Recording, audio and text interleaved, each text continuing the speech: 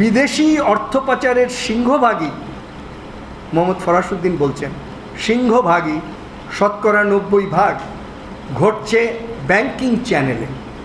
শুধু 2022-23 অর্থ বছরে ফিনান্সিয়াল ইন্টেলিজেন্স ইউনিট BIFU, এটা বাংলাদেশ ব্যাংকের একটা ইউনিট, তাদের হিসাবে 14,106টি সন্দেহজনক লেনদেনের তথ্য মিলেছে, যা আগের বছরের তুলনায় শতকরা 65% বেশি।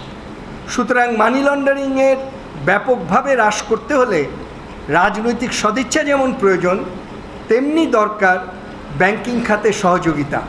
আগামী বাজেটে মুদ্রাস্ফীতি নিয়ন্ত্রণের জন্য সংকোচনমূলক মুদ্রানীতি ও রাজস্ব নীতি অনুসরণ করতে যান, অর্থাৎ যদি সুদের হার বাড়িয়ে দেওয়া, মুদ্রা সরবরাহ কমানো, কর হার বৃদ্ধি করা, সরকার ও ব্যক্তিগত খাতে ব্যয় হ্রাস করা, ভর্তুকি প্রত্যাহার করা, কৃচ্ছ্রতা সাধন ইত্যাদি পদক্ষেপগুলি গ্রহণ করেন, তাহলে তা উন্নয়ন ও প্রবৃদ্ধির যে জয়গান এতদিন তারা গেয়ে এসেছেন, সেটা আর এবার তাদের পক্ষে আদৌ গাওয়া সম্ভব হবে না।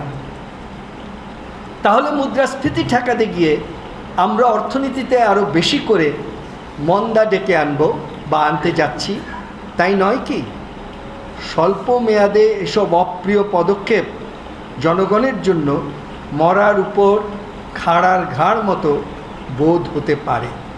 তাই সংকোচনশীল অর্থনীতিতে পাশাপাশি পরিপূরক সুরক্ষার ব্যবস্থা না থাকলে, খাদ্য জ্বালানির দাম যদি নাগালের মধ্যে রাখার ব্যবস্থা না থাকে, এবং তাহলে যারা নিচে নেমে যাবেন বা যাচ্ছেন, চাকরি হারাচ্ছেন, আয় বা প্রবৃদ্ধির হার যাদের ঋণাত্মক হচ্ছে, তাদের জন্য ভর্তুকি বা সুরক্ষামূলক রেশনের ব্যবস্থা না করলে আগামীতে গণ অসন্তোষ ঠেকানো যাবে না।